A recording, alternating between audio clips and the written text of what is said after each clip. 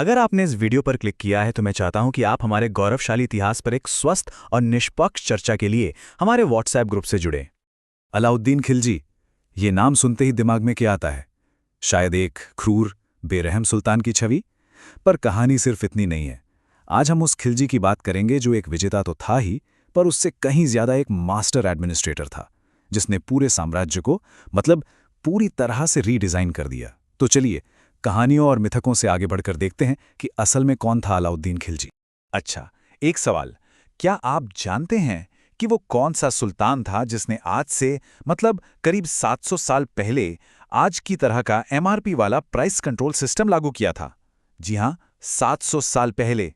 यही वो पॉइंट है जो हमें अलाउद्दीन खिलजी के सबसे जबरदस्त, सबसे क्रांतिकारी सुधारों की तरफ ले जाता है। तो आज हम क्या क्या देखने वाले हैं?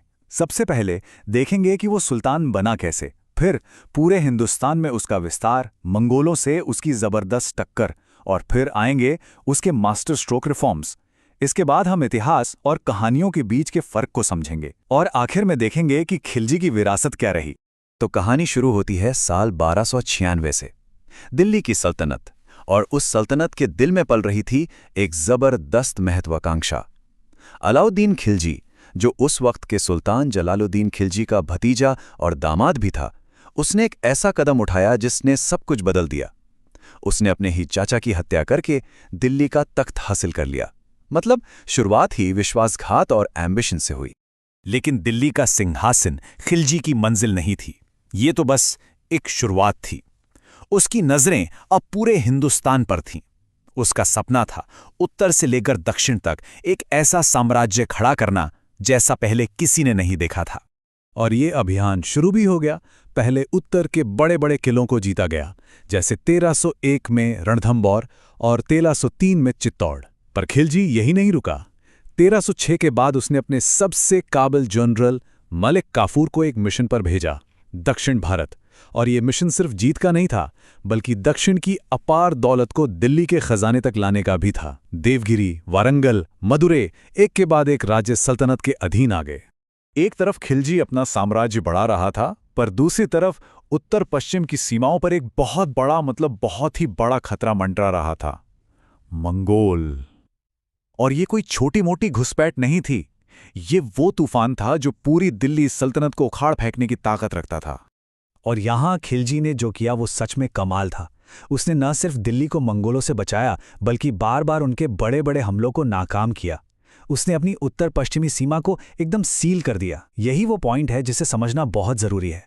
मंगोलों से लगातार लड़ने की यही जरूरत वो वजह बनी जिसके कारण खिलजी को अपने सारे बड़े रिफॉर्म्स लाने पड़े। सोचिए, एक विशाल दुश्मन से लड़ने के लिए क्या चाहिए? एक विशाल सेना, और उस विशाल सेना को बनाए रखने के लिए ढेर सारा पैसा और एक मजबूत सिस्टम। तो अब सबसे बड़ा सवाल यह था, इतनी बड़ी आर्मी को फंड कैसे किया जाए? पैसा कहां से आएगा? और इसी सवाल का जवाब है खिलजी के वो मास्टर स्ट्रोक रिफॉर्म्स। उसने अर्थव्यवस्था, एडमिनिस्ट्रेशन और आर्मी, इन तीनों को एक साथ एक ही मकसद के लिए पूरी तरह से बदल डाला। और उसका सबसे पहला और सबसे क्रांतिकारी कदम क्या था? मार्केट कंट्रोल पॉलिसी, यानी जब्ती बाजार नीति। जरा सोचकर देखिए, आज से 700 साल पहले एक सुल्तान ने अनाज से लेकर घोड़ों तक हर जरूरी चीज की कीमत फिक्स कर दी। और ऐसा क्यों किया? मकसद सीधा था, ताकि उसके सैनिक कम सैलरी में भी आराम से अपना गुजारा कर सकें और सल्तनत का खजाना भी ना खाली हो। अब यह सिस्टम काम कैसे करता था? बहुत ही ऑर्गेनाइज तरीके से। उसने दिल्ली में 3 खाल बाजार बनवाए। एक थी मंडी, जहां हर तरह का अनाज बिकता था। दूसरी थी सराय अदल, जहां कपड़े, चीनी, तेल जैसी चीजें मिलती थीं। और तीसरा बाजार था घोड़ों, मवेशियों और गुलामों का। और इन सभी बाजारों में एक ही रूल था, कीमत वही होगी जो सुल्तान तय करेगा। पर खिलजी ये भी जानता था कि सिर्फ कानून बनाने से कुछ नहीं होता, उसे लागू करना असली चुनौती है।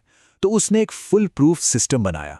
सबसे ऊपर शाहनाए मंडी होता था, जो पूरे बाजार का सुपरवाइजर था।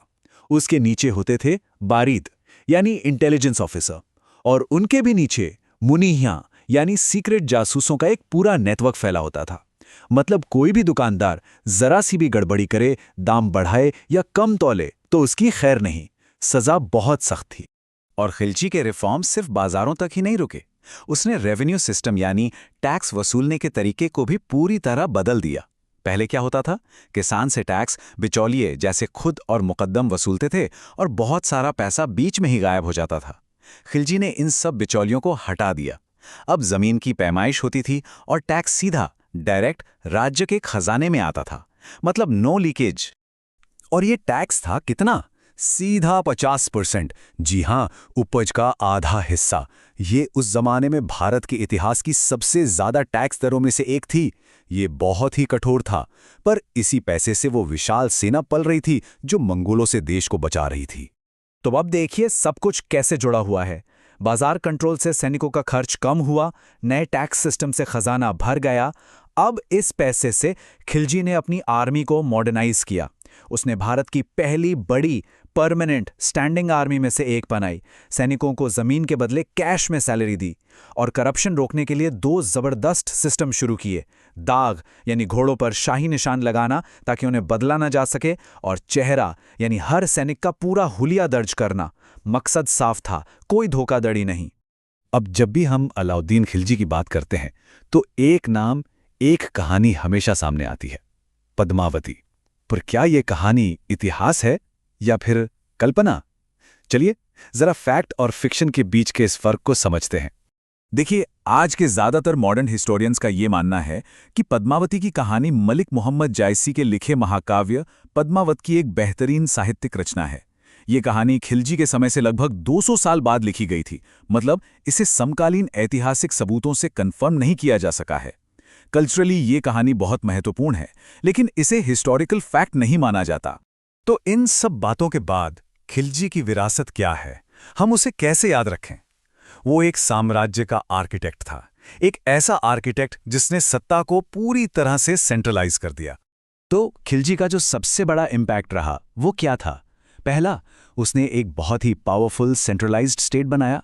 दूसरा, और शायद सबसे जरूरी, उसने भारत को मंगोलों के भयानक हमलों से सफलतापूर्वक बचाया। तीसरा, उसके इकोनॉमिक और एडमिनिस्ट्रेटिव रिफॉर्म्स आने वाले कई शासकों के लिए एक मॉडल बन गए। और चौथा, उसने ये साबित कर दिया कि राज्य अपनी खुद की एक मजबूत स्टैंडिंग आर्मी मेंटेन कर सकता है। हाँ, उसके तरीके अक्सर बहुत बेरहम थे, लेकिन उसका असर बहुत गहरा था। तो आखिरी सवाल यही उठता है, अलाउद्दीन खिलजी एक बेरहम तानाशाह था या एक दूरदर्शी एडमिनिस्ट्रेटर? इतिहास उसे कैसे याद रखे? शायद इसका जवाब कहीं इन दोनों के बीच में ही छिपा है, और ये सवाल आज भी हमें सोचने पर मजबूर करता है। आप तक इस तरह के विश्लेषण लाने में बहुत मेहनत और हिम्मत लगती है, तो प्लीज़ हमारे काम को सपोर्ट ज़रूर करें। हमारे काम को सपोर्ट करने के लिए इस पेशकश को लाइक करें, इसे शेयर करें और हमारे चैनल को सब्सक्राइब करें। इससे हमें आपके लिए ऐसा और भी कंटेंट लाने की हिम्मत मिलती है। हिंदुस्तान जिंदाबाद। अगर आपने यहाँ तक देखा है तो इस टॉपिक के बारे में आपकी क्या राय है, हमें कमेंट्स में ज़रूर बताइए। आइए एक बहुत ही दोस्ताना चर्चा करते हैं। आपका एक लाइक हमारे लिए बहुत मायने रखता है।